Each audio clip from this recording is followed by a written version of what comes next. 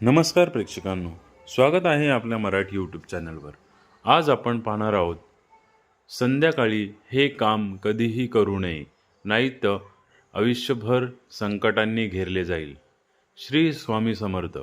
पहिलं, वास्तुशास्त्रानुसार संध्याकाळी घराचा मुख्य दरवाजा बंद ठेवू नका।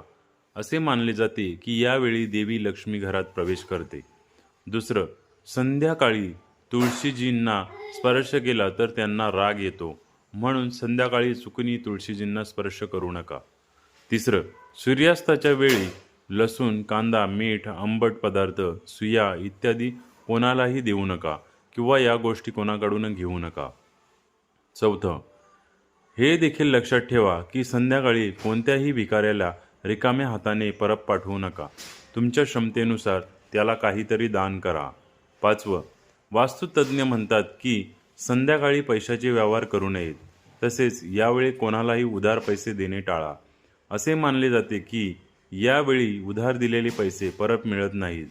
सहावं, सूर्यास्ताच्या वेळी कुटुंबातील कोणत्याही सदस्याने झोपू नये किंवा भांडू नये। असे मानले जाते की देवी लक्ष्मी संध्याकाळी येतात। अशाच नवनवीन माहितीसाठी आपल्या चॅनलला लाईक, सबस्क्राईब, शेअर आणि कमेंट्स करायला नक्की विसरू नका। धन्यवाद।